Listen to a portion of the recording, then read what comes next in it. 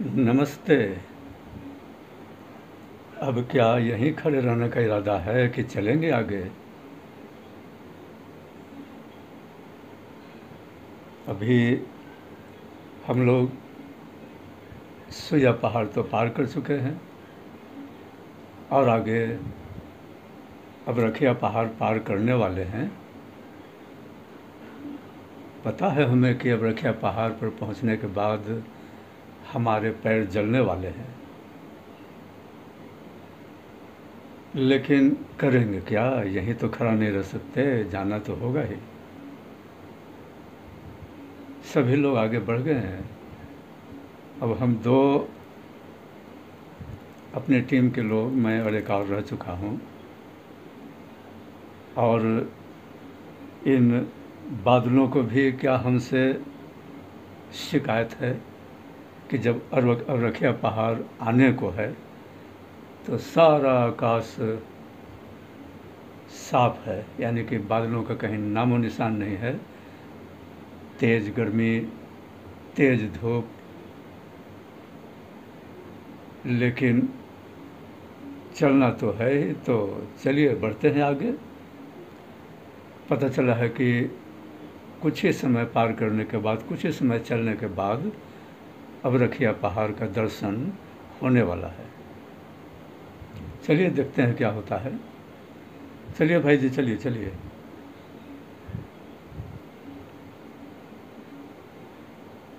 अब मुझे मत देखिए, वो देखिए, अब रखिया पहाड़ पर तो कदम रख चुके हैं।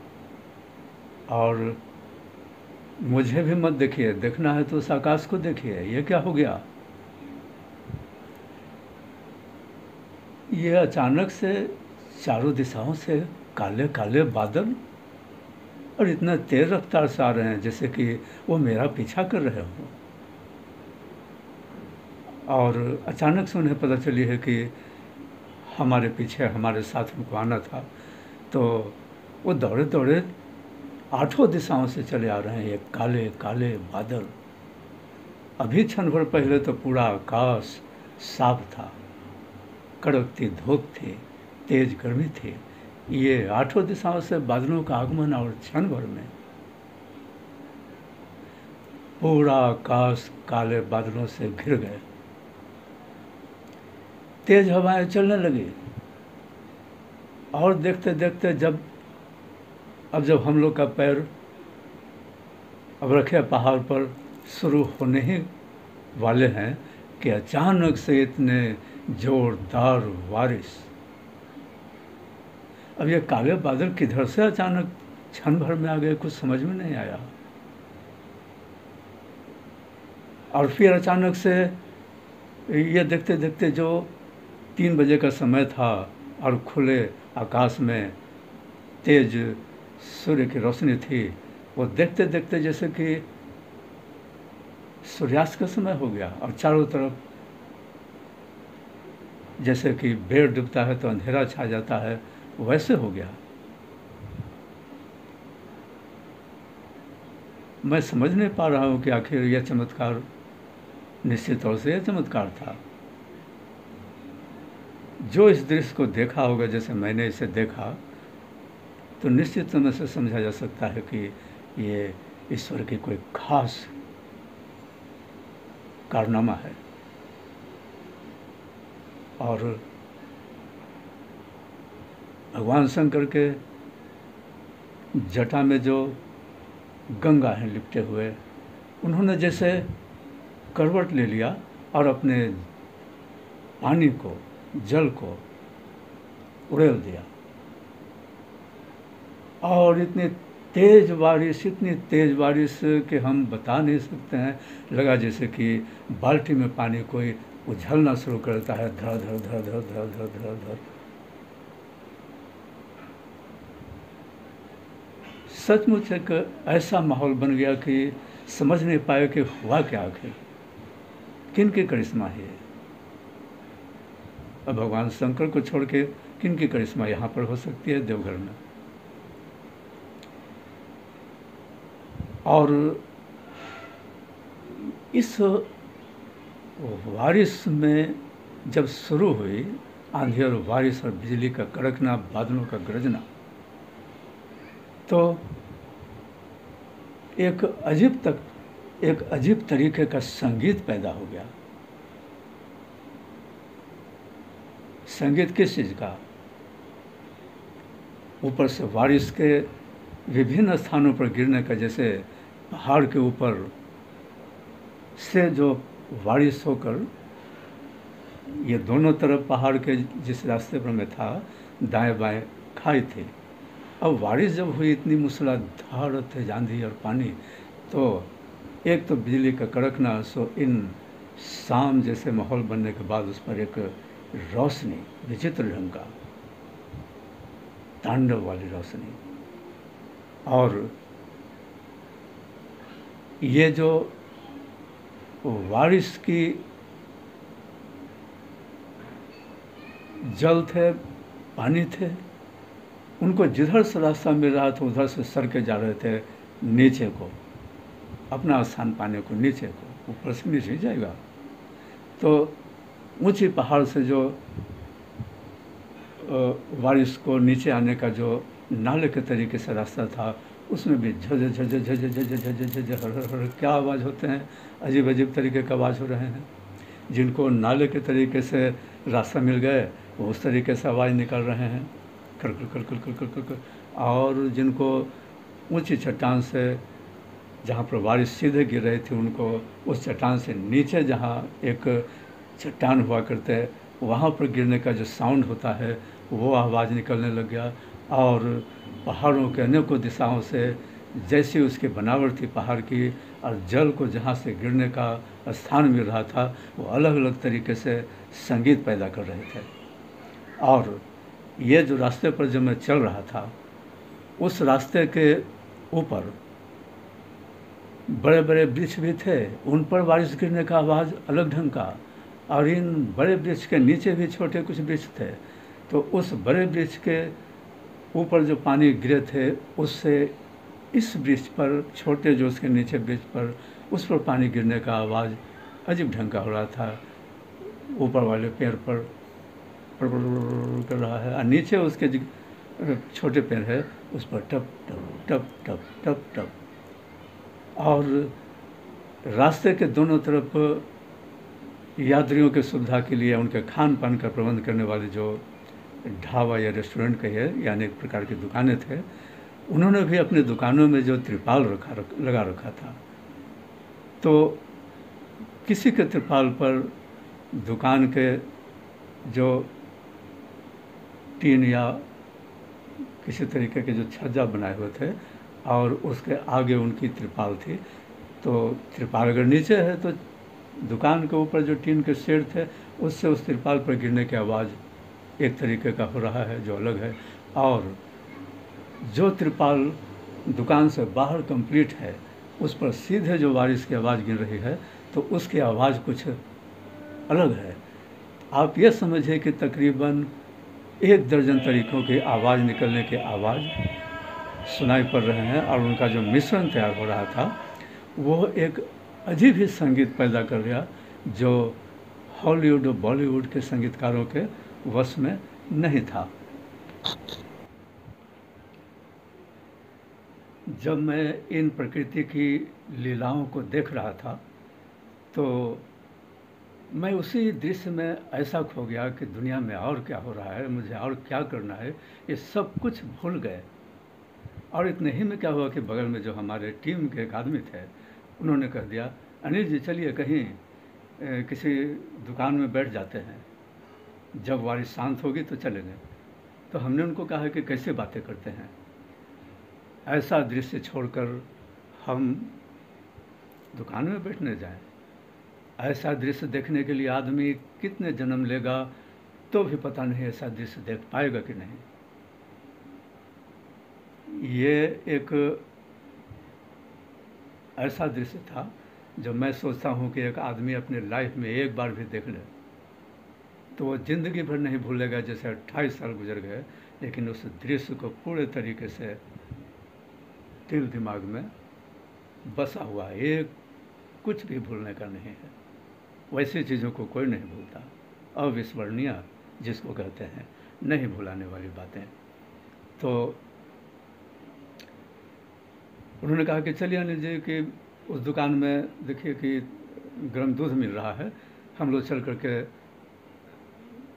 गर्म दूध पी करके फिर आगे बढ़ेंगे। उन्होंने एक दुकान की ओर इशारा किया, तो मैंने उधर देखा कि उस दुकान में एक बोर्ड लगी हुई है जिसमें लिखा हुआ था यहाँ गर्म दूध मिलती है। अब वो मेरे संगी बोलकर उस दुकान की ओर बढ़ गए। अब मैं क्या करता? अकेले से अच्छा था कि मैं उनका बात मान लूँ, नहीं तो फिर यहाँ मैं अकेले पड़ जाऊँगा। अकेले होने का डर मुझे बहुत लगता रहता था। तो मैंने भी उनके पीछे हो लिया और उस दूध वाले दुकान के अंदर चला गया, लेकिन मेरी नज़रें बाहर की ओर ही था कि एक दृश्य भी छूटना नहीं चाहिए।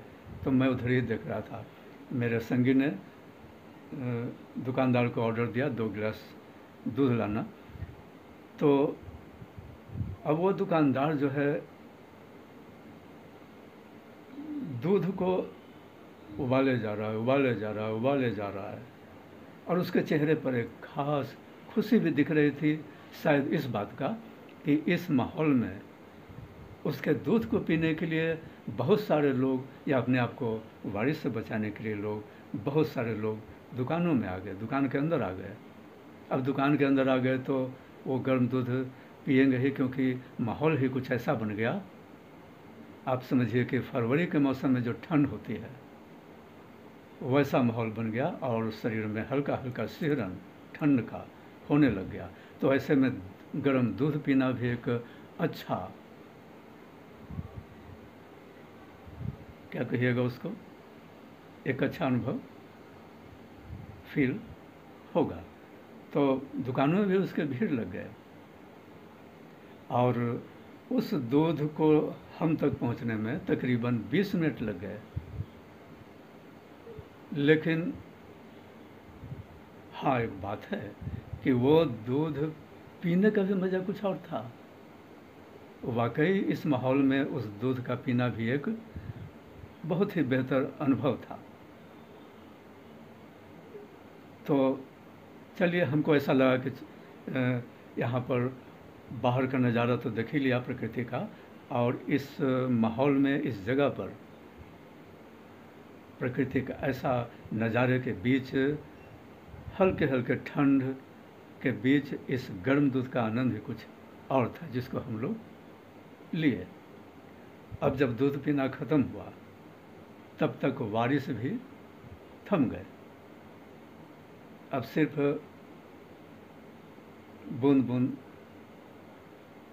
पानी हो रहे थे। तो चलिए, बाहर निकला गया।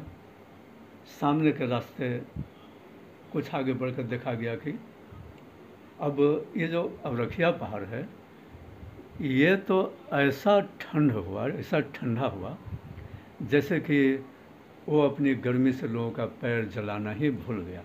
सारा पहाड़ शीतल हो गया।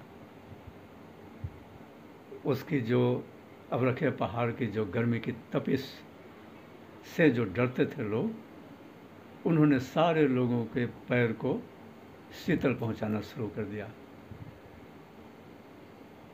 तो मैंने तो भाई फिर से हाथ जोड़ा प्रभु शंकर को कि आपने मेरा यहाँ भी बेड़ा पार लगा दिया है। और आगे की ओर जब जो आगे सड़कें थी, वो आगे कुछ जाकर थोड़ा ढलाव था। अब उस ढलाव में ये जो बारिश की पानी थी, तो उसी ढलाव की ओर बारिश अपने आगे के रास्ता तय करने के लिए सरसों झरझर झरझर करते करते करते करते आगे की ओर पानी जा रही थी। और मुझे समझ में नहीं आ रहा था कि अगर इसमें मैं पैर रखकर आगे जाऊंगा तो पैर मेरा कहाँ पर पड़ेंगे, क्या चीज़ पर पड़ेंगे। कोई ऐसा जगह पर पड़ जाए कि पैर को कष्ट हो जाए। तो मन में वो भी एक भय लगने लगा। तो मैंने अपने संगी को कहा कि यहाँ पर कोई दिक्कत नहीं होगा, कितना पानी होगा। कहा कि कितना रहेगा, थोड़ा बहुत होगा, तो चलिए लोग जा ही रहे हैं तो कोई दिक्कत नहीं होगा। तो चलिए उसी पानी में बस ये बारिश के पानी में ससरते हुए पानी के बीच में पैर रखकर छक छक छक छक करते हुए आगे की यात्रा करने लग गए। और फिर वो बारिश पूरी तरीके से थम गई और फिर कुछ यात्रा करने के बाद एक जगह आया जिसको लोग बता रहे थे कि ये भूतनाथ इलाका है, इस इलाके को भूतनाथ कहते हैं और यही यात्रा के अंतिम पड़ाव है। जो लोग शाम को यहाँ पहुँचते हैं वो अगले दिन सवेरे जाकर जल चढ़ाते हैं, यानी कि आज रात्रि विश्राम यहीं पर होगा। तो समझ लीजिए कि यह समय तकरीबन 5 के आसपास का रहा होगा, 4-5 के बीच का समय रहा होगा। तो अब सोचा गया कि कहाँ पर बैठा जाए, राहत लिया जाए थोड़ा, फिर जगह की तलाश किए जाएंगे कहाँ रात्रि विश्राम हो। तो जितने भी दुकानें थी वहाँ पर नाश्ते पानी की, वो सब पूरा खचाखच भरा हुआ, कहीं बैठने की कोई जगह नहीं थी। उनके यहाँ जितने बेंच कुर्सियाँ थी सब भरे हुए। तो हम लोग देखा कि बहुत सारे लोग ज़मीन पर ही बैठे हुए हैं। तो मैंने भी एक जगह ज़मीन पर ही अपनी जगह देखकर अपना स्थान ले लिया और मैंने देखा कि हमारे बगल में एक बहुत ही बूढ़े आदमी, बहुत ही काले काले रंग का दिख रहे थे। वैसे इस यात्रा करने के बाद इस धूप में गोरे गोरे लोग भी सांवले या काले जैसे हो जाते हैं। जैसे मेरा भी शरीर जो है ये धूप में होकर काले काले एक तरीके से हो गए थे, सांवले रंग का हो गया था। तो देखा कि एक बुज़ुर्ग हैं, इनसे कुछ पूछा जाए, इनकी यात्रा का एक्सपीरियंस लिया जाए। तो मैं उनके पास ही बैठ गया और उनसे मैंने बातें शुरू किया और मैं उनसे पहला सवाल किया कि बाबा आप कहाँ से आ रहे हैं? तो उन्होंने कहा छपरा से आ रहे हैं। उन्होंने ऐसा हाथ ऐसे करके बोला छपरा से आ रहे हैं, जैसे वो अपने हाथ को छपरा में ही पहुंचा कर हमें दिखाना चाहते थे कि मैं वहाँ से आ रहा हूँ। तो फिर जब वो थोड़ा नॉर्मल हुए, कुछ बताया उन्होंने, अपने स्थान का जिक्र किया डिटेल, तो हमने कहा कि ठीक है अब आप ये बताइए कि आप यहाँ कितने सालों से आते हैं? तो उन्होंने बताया कि मैं यहाँ उन्होंने अपने भाषा में कहा कि हम यहाँ 16 साल से आ रही हो। तो हमने कहा कि आप 16 सालों से आते हैं यहाँ, क्यों आते हैं? इतना कष्ट झेल कर 16 सालों से आप आ रहे हैं तो कोई कारण होगा। उन्होंने कहा कि यहाँ तो 16 हम तो 16 साल आ रहे हैं, यहाँ तो लोग 40-40, 50-50 सालों से आ रहे हैं। वो जब नौजवान थे तब से यहाँ आ रहे हैं और आज बुजुर्ग हो गए फिर भी आ रहे हैं। तो हमने कहा कि मुझे तो समझ में नहीं आया कि आखिर इतनी कष्ट झेल कर यहाँ क्यों आते हैं लोग, पैदल क्यों आते हैं? गाड़ी सवारी से जा सकते थे, उसके लिए सड़कें बनी हुई है। बिहार से झारखंड, हम पटना से आ रहे थे तो बिहार से झारखंड सड़कें बनी हुई है वहाँ आने के लिए अच्छे। तो लोग गाड़ी मोटर से नहीं आकर ये पैदल, क्योंकि हाँ पहले से यही नियम चल रहा है तो लोग आ रहे हैं। इसमें भी एक आनंद ही है, बाबा ऐसे ही खुश होते हैं। तो हमने कहा कि हमको तो नहीं लगता है कि हम कहें कि आप क्यों आते हैं ये बताइए। उन्होंने कहा कि हम मन की शांति के लिए आते हैं। तो हमने कहा कि भाई मन की शांति के लिए ऐसे भीड़ में आने से क्या होगा? भीड़ में, लाखों की भीड़ में कहीं शांति मिलेगी? शांति तो तब मिल सकती है जबकि आप किसी पहाड़ों पर जाएंगे, जंगल में जाएंगे और वहाँ पर अकेले रहेंगे तो शांति मिलेगी। लेकिन इस लाखों की भीड़ में इतना कष्ट झेलकर शांति क्या मिल सकती है? मुझे तो बाबा आपकी बात समझ में आई नहीं। ज़रूर आप कुछ कोई मनोकामना को लेकर आते होंगे, और जितने लोग आते हैं कोई मन में मनोकामना लेकर आते होंगे। चाहे वो सोचते होंगे कि हमको बोरा में नोट मिल जाए, या सोचते होंगे कोई नौकरी मिल जाए, या और कोई बातें होती होगी उनकी मनोकामना, तो वो लेकर आते होंगे। ऐसे ही क्यों आएगा कोई इतना कष्ट झेलकर? तो फिर हमने कहा कि बाबा एक बात बताइए, लोग जल वो मंदिर में ही जाकर जो एक स्थान थोड़ा सा शिवलिंग है वहीं पर क्यों जल चढ़ाना चाहते हैं? तो उन्होंने कहा कि तो कहाँ चढ़ाएंगे बाबा, तो वहाँ है तो जल कहाँ चढ़ाएंगे? तो हम कहें कि बाबा वहाँ है, ये तो बात समझ में नहीं आई। कहा गया है कि बाबा सावन में देवघर में बसते हैं। यह नहीं कहा गया है कि बाबा उस मंदिर में, मंदिर का जो गर्भगृह है जहाँ शिवलिंग है, और वहीं पर बाबा रहते हैं उतनी गर्मी में।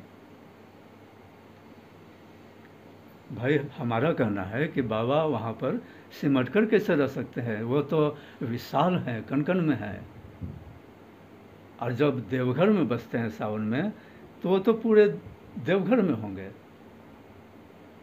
हो सकता है कि वो हमारे ही बीच में कहीं विराजमान होंगे, घूम टहल रहे होंगे इन पहाड़ियों पर। उनको क्या ज़रूरत है कि वहाँ गर्मी में सिमट कर रहेंगे? हो सकता है कि उनके विशाल शरीर का कोई अंग हमारे यहीं पर कहीं हो। और हम अगर यहाँ भी जल चढ़ा दें तो क्या, देवघर में जब हम पहुँच गए तो यहाँ भी जल चढ़ा दें तो क्या बाबा को जल नहीं चढ़ जाएगा? तो वो बूढ़े बाबा ने कहा कि नहीं, ऐसे कैसे हो सकता है।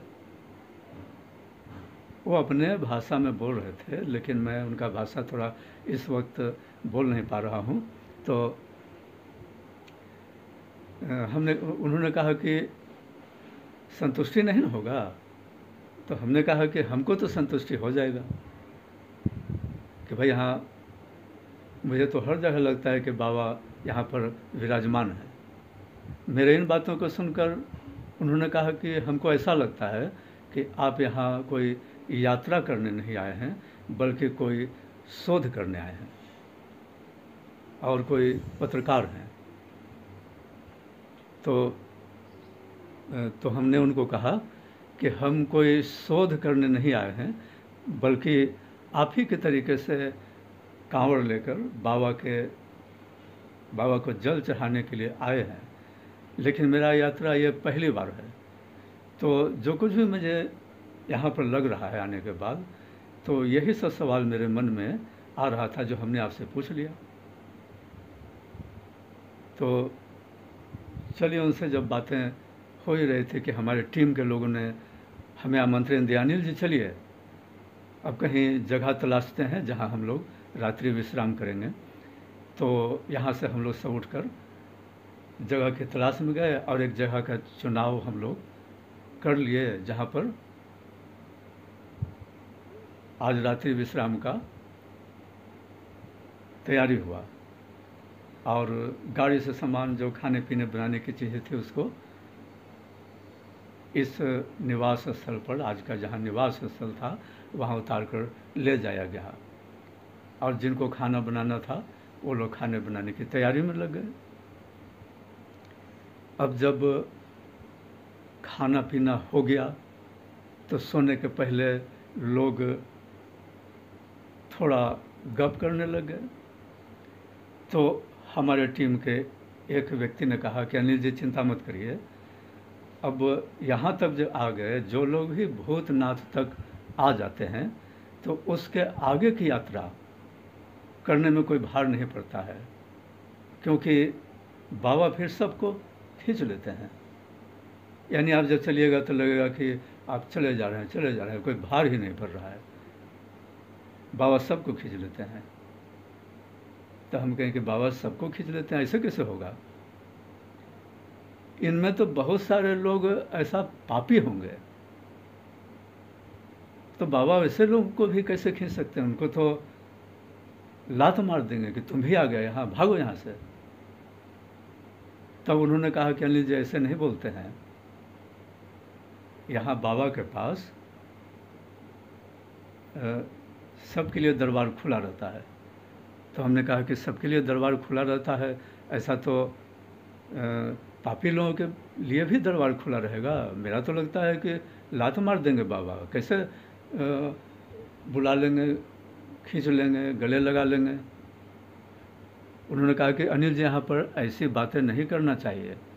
तो ठीक है, मैंने उन बातों को वहीं पर छोड़ दिया। चलिए, खाना पीना हो गई, सभी लोग निद्रा में पहुंच गए, मैं भी पहुंच गया निद्रा में, और सुबह हो गई। सुबह हो गई तो फिर लोग उठकर मुंह हाथ धोने लगे, जल्दी जल्दी अपनी तैयारियों में लग गए, और सब लोग तैयार हो गए। मुझे भी कहे अनिल जी जल्दी तैयार हो। वो लोग जानते थे कि हर बात में पिछड़ जाते हैं, तो उन्होंने कहा कि जल्दी तैयार होइए, हम लोग जल्दी तैयार होकर यहाँ से चल देंगे। और समझिए कि 6 किलोमीटर का अंदाज़ा जब चलेंगे, कुछ उन्होंने दूरी बताया था, तो अपना मंदिर आ जाएगा। तो जहाँ मैं 16 और 20 घंटा एक दिन में यात्रा करता था, एक बार में 16 घंटा 20 घंटा, यानी कि कितना हाँ 16 किलोमीटर 20 किलोमीटर जब यात्रा एक बार में करता था, और ऐसी यात्राएं 2 शिफ्ट में करता था, तो ये इतनी दूरी क्या है। तो हमने सोचा चलो अब तो हो ही गया, कुछ और मेहनत कर लेते हैं, चल लेते हैं। तो अब निकले लोग उस निवास स्थल से, तो हुआ कि चलिए थोड़ा चाय पानी कर लेते हैं कहीं बाहर में, और फिर चल पड़ेंगे। तो सभी लोग एक दुकान में गए जहाँ बेंच लगी हुई थी, वहाँ पर बैठ गए, और हम सभी लोग अपने कंधे के बैग को ही बगल में रख लिया। मैंने भी बगल में उतार कर रख दिया, और उसके बाद फिर नाश्ता पानी करके सब लोग उठ के आगे की रास्ता तय करने के लिए शुरू हो गए। और फिर जैसा कि होता था कि मैं पिछड़ ही जाता था, तो फिर से पिछड़ना शुरू हो गया और लोग आगे निकलना शुरू कर दिए। और फिर हमारे 16 में जब हम समझ लीजिए कि काफ़ी दूर जब आगे बढ़ गए, तो देखा कि कुछ लोग हमें मिल गए, टीम के 4-6 लोग, 16 में 4-6 लोग मिल गए। और उनके मिलने के कुछ पहले से मुझे ऐसा लग रहा था कि मुझ में कोई कमी है, कुछ कमी हो गया हमारे शरीर में, लेकिन क्या कमी हो गया ये अब तक समझ में नहीं आ रहा था। तो वो लोग जो मिले थे, हमारे टीम के लोग, उन्होंने फिर कहा कि अनिल जी आपके बैग तो नहीं, आपके कंधे में जो झोला था वो कहाँ छोड़ दिया? तो मैंने अपने कंधे में देखा, तो मेरे कंधे में तो वो झोला था ही नहीं। तो मैं तो शॉक्ड हो गया कि अब मैं क्या करूँगा, झोले में ही मेरे पैसे थे, तो जितनी भी खर्च होने हैं वो सारे उसमें हैं। अब मेरा काम कैसे हो गया? तो भारी चिंता हो गई।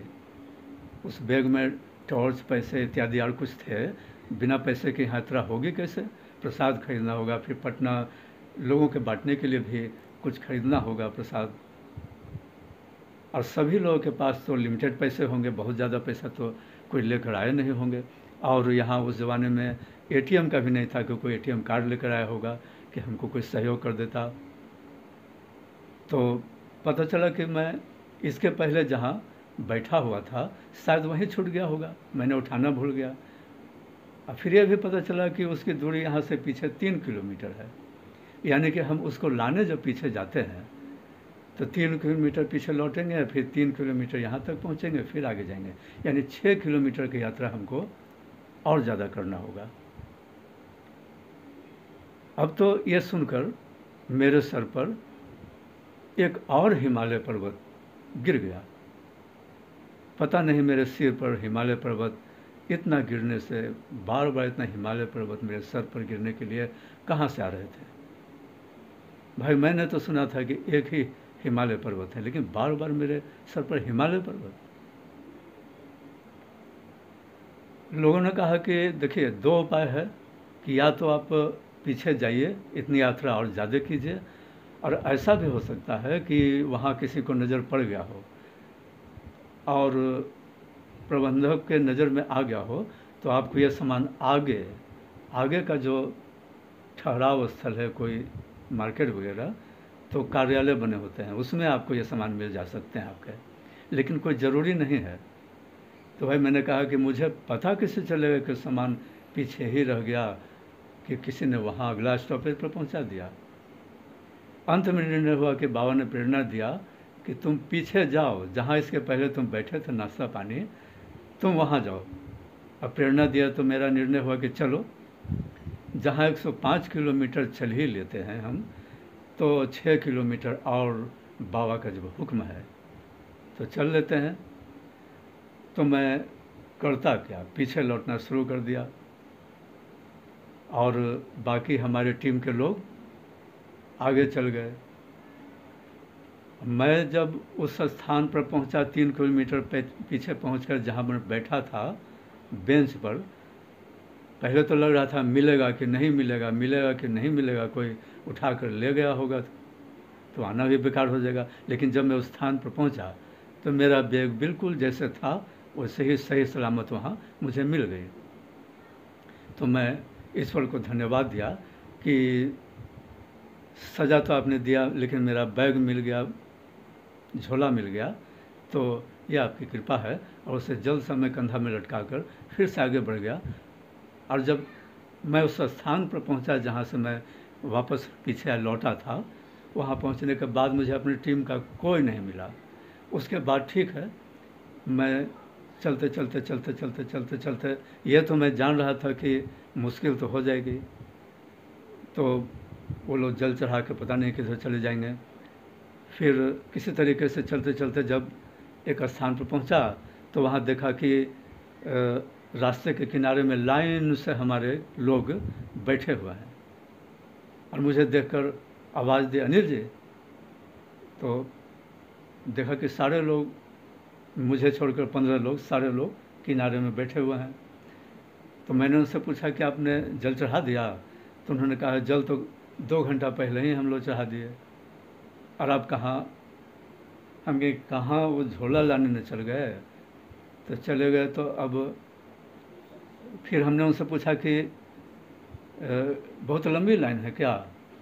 तो उन्होंने कहा कि बहुत लंबी लाइन है, घंटों लगेगा, 2 घंटा लग सकता है, 3 घंटा लग सकता है। तो हमने तो बड़ा सोचे पड़ेगा भाई कि लोग तो जल चढ़ा लिए, अब इतना लंबा समय हमारे लिए लोग इंतज़ार करेंगे कि नहीं। लेकिन हाँ, छोड़ के तो नहीं है चल जाएंगे, क्रोध करेंगे, नाराज होंगे, मन में कुछ इनको कष्ट होगा तो हम क्या करें, छोड़ के तो नहीं जाएंगे, इतना तय बात है। इनकी जिम्मेवारी है कि गाड़ी की 16 सीट पर जिनको लेके आए थे उनको बैठा कर वापस ले जाएं। तो मैं इतना तो निश्चिंत था। तो उनमें से एक नौजवान था, उसने मुझे कहा कि अनिल जी, हम तो क्या किए हैं कि उधर जो डाक कवरिया के लिए जो लाइन था, हम उसमें घुस गए थे, और उसमें जा कर के घुस गए और उधर से ही जल चढ़ा दिया। तो मेरा तो जल तुरंत ही चढ़ गया था, लंबे लाइन में लगने का जरूरत नहीं पड़ा। तो हम कहें कि क्या ऐसा भी हो सकता है कि हम डाक कंवरिया है नहीं और उधर से जाकर लग जाए तो जल चढ़ जाएगी, अब कोई हटाया नहीं तुमको? तो उसने कहा कि हमने ट्राई किया तो हो गया, किसी ने हटाया नहीं, हम पर किसी की ध्यान नहीं गया। तो हम कहें कि भाई ये जब वैसा कर लिया तो मुझे क्या ज़रूरत है कि घंटा 2-3 घंटा लाइन में लगने जाए। ये सब जब आ गए हैं जल चढ़ा के, तो मैं भी बाबा भोलेनाथ का ऐसा पापी थोड़े हूँ कि इसने कर लिया हमसे नहीं होगा। तो मैंने भी क्या किया कि उसी तरफ चला गया जिधर डाक कवरिया लोग जाकर जल चढ़ाने के लिए लगे हुए थे, 10-12 लोग ही थे उधर। और जनरल लोग तरफ तो पता नहीं एक लंबी लाइन लगी हुई थी जहाँ घंटों घंटों लगना ही था। अब मैंने सोचा कि ऐसा क्या करूं कि इनकी नज़र हम पर ध्यान जाए नहीं या हमें देखें तो माया मोह जाग जाए और हमको लाइन से नहीं हटाए। और देखते क्या है कि डाक कवरिया के अलावा जितने लोग हैं वहाँ पर कुछ जो मंदिर के जो संगठन के लोग थे वो लोग सबको ढकेल ढकेल के हटा रहे थे। जो कांवड़िया नहीं थे, डाक कवरिया, उनको डंडा से मार रहे थे, आवाज़ भी चट चट चट चट कर रही थी, इसे हटा रहे थे। पुलिस भी पीछे नहीं था इसमें, वो भी एक छड़ी से सबको भगाने में लगा हुआ था। और अंदर से भी पट पट पट पट कुछ आवाज़ आ रहा था, वैसे ही जैसे कि छड़ी से कोई किसी को भगा रहा हो, मार रहा हो। तो मैंने क्या किया कि मैं अपने चेहरे को ऐसा मासूम बना लिया, ऐसा सीधा साधा बना लिया कि वो मुझे देखे तो हम पर उसको दया आ जाए। मैंने ऐसा अपना चेहरा बनाने का प्रयास किया। और मैंने क्या देखा कि जब मैं करीब गया और अब यहाँ से पास करूँगा तो अंदर मंदिर के कैंपस में घुस जाऊँगा। अब ये टीम के लोग और पुलिस जो जिनको हटाने में लगा था वो उनको तो हटाए रहा था, डंडा से मारे जा रहा था, और उनकी नज़र हमारी ओर जा ही नहीं रही है। सभी लोग दूसरे को ही हटाने में लगे हुए, हम पर किसी की नज़र जा ही नहीं रही है। और इसी का लाभ उठाकर मैं अंदर प्रवेश कर गया, मंदिर के अंदर। मंदिर के अंदर जाने के बाद देखा कि जहाँ पर शिवलिंग थे वहाँ पहुँचने के वो जो गर्भगृह था उसके बाहर में एक दरवाज़ा था। उस दरवाजे के अंदर ही शिवलिंग थे, जहाँ पर उसके अंदर जाने के बाद जल चढ़ा सकते थे लोग। और उसके बाहर भी कुछ जगह है जिसमें लोग इकट्ठा हो रहे थे। अब वहाँ भी मैंने देखा कि बहुत लोग हैं और वहाँ भी डंडे भाजने वाले बहुत लोग हैं। सभी तरह से डंडे से, छड़ी से पीटने की पट पट पट पट आवाज़ आ रही थी, लोगों को ढकेलने का, जो डाक कवरिया की ओर से नाम लेकर मेरे तरह ही घुस गए थे लोग। लेकिन करिश्मा देखिए कि वो ऐसे डंडे से जब मारते हैं तो मुझे लगता है कि वो मेरे सिर पर लगेगा, लेकिन वो लग जाता था दूसरे के सिर पर। अब वो ऐसा कोई डंडा नहीं होता था जिससे सिर फूट जाए। वो एक बांस का कुछ ऐसा बनाए रहते थे कि लगता था कम ही लेकिन आवाज़ करता था ज़्यादा। कुछ इस तरीके के बनाए हुए थे कि लोग आवाज़ से डर जाए और पीछे हट जाए। लेकिन खैर छड़ी देखकर डर तो लगता ही था।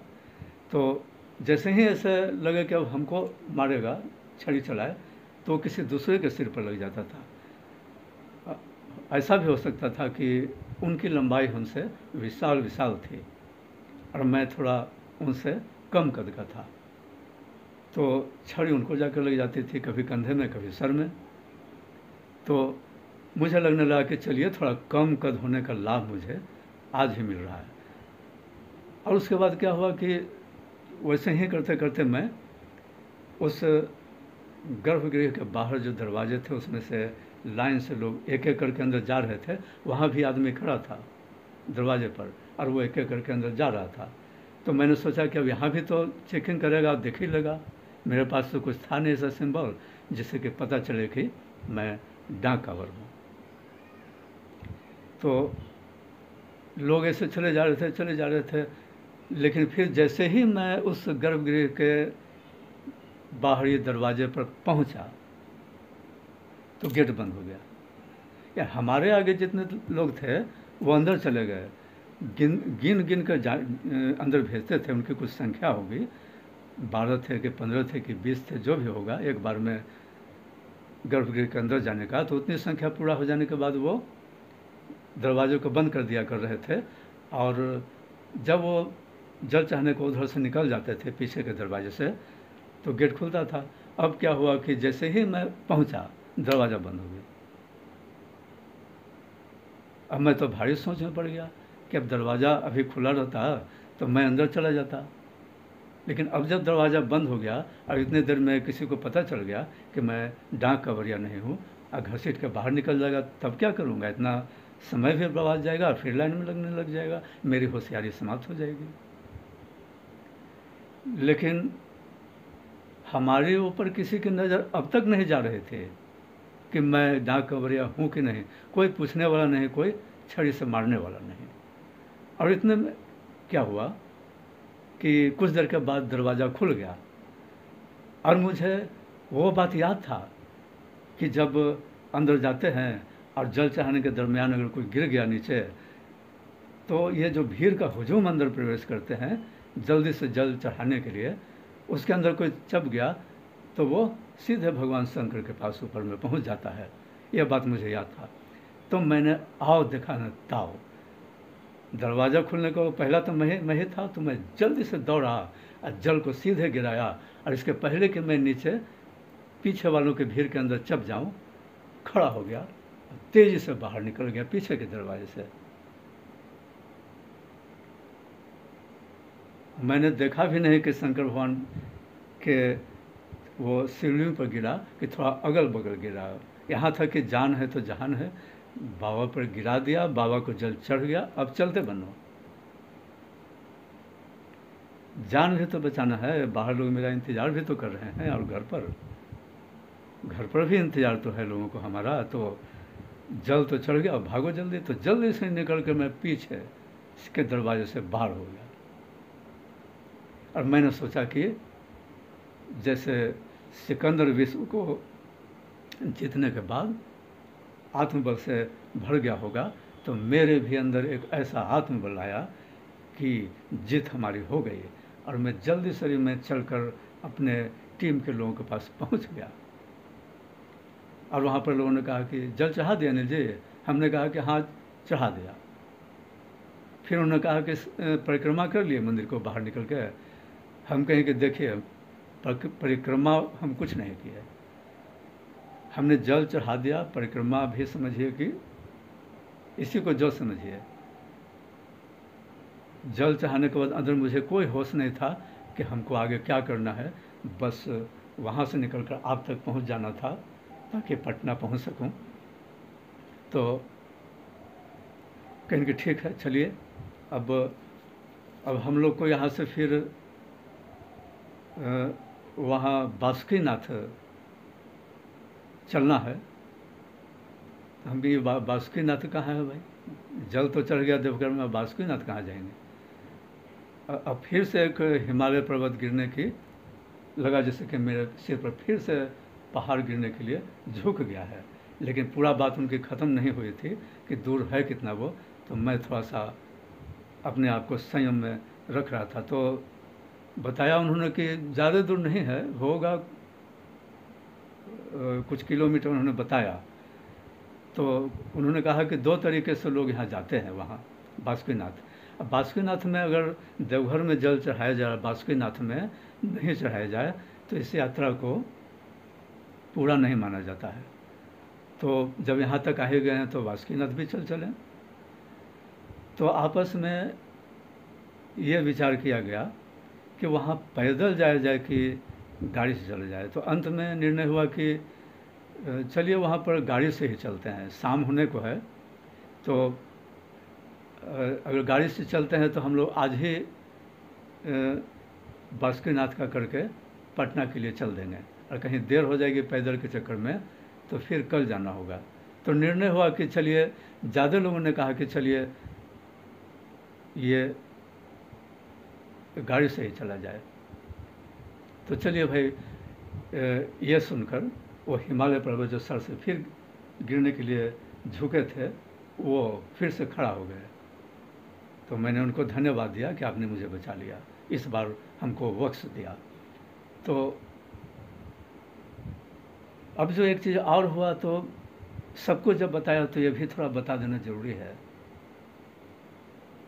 गाड़ी पर जब बैठा तो जहाँ पर मुझे स्थान मिली वहाँ पर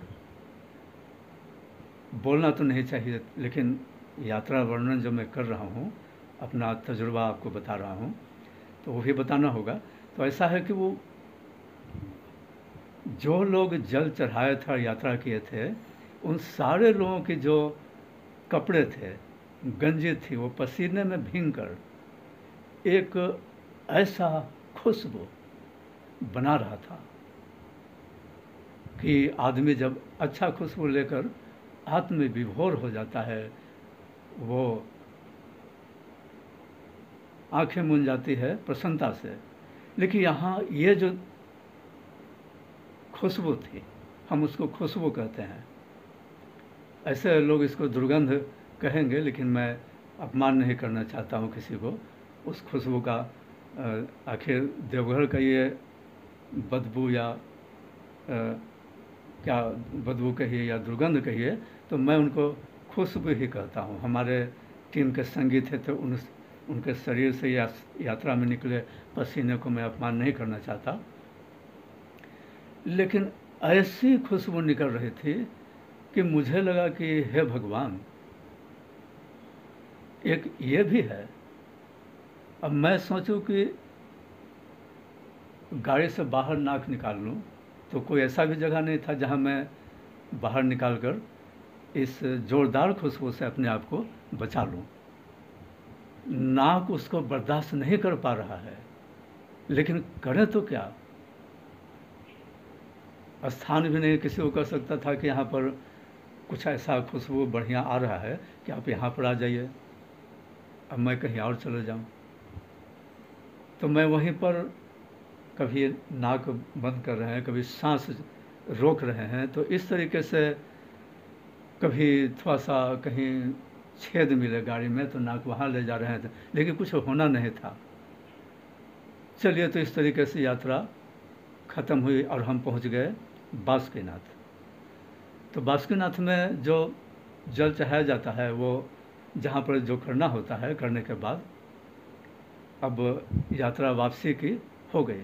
तो हम समझते हैं कि मुझे मुख्य रूप से इस यात्रा के बारे में जो आपको बताना था वो बता ही चुके हैं, और कुछ छूटा होगा तो आप कल्पना में उसको समझ लीजिएगा।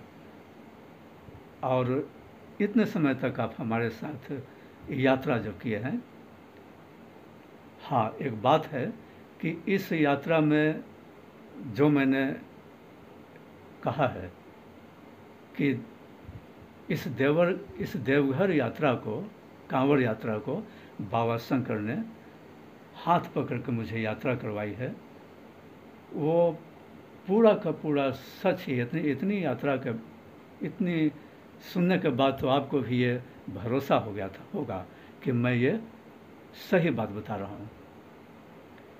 बाबा का अगर साथ नहीं होता तो ऐसे चीज़ जो आपको सुने नहीं हो पाता, और मेरी यात्रा संभव है कि अधूरा रह जाती है। क्या होता मैं तो बता ही नहीं पाऊँगा, लेकिन ये संपूर्ण यात्रा हो गया और आपने इस यात्रा को मेरे साथ रहकर सुना। सचमुच हम आपके शुक्रगुजार हैं। और एक बात जो और महत्वपूर्ण है कि इस यात्रा के बाद जब मैं देवघर से पटना लौटा और बाबा का जो चमत्कार देखा, तो मैं यहाँ लौटकर पटना मैं बाबा शंकर का भक्त हो गया। और आज 28 साल जब गुजर गए तो मुझे समझ में आया, और इस तब से लेकर आज तक जो समय गुजरा है, तो अभी से कुछ समय पहले, यानी समझिए कि 4-6 महीने पहले,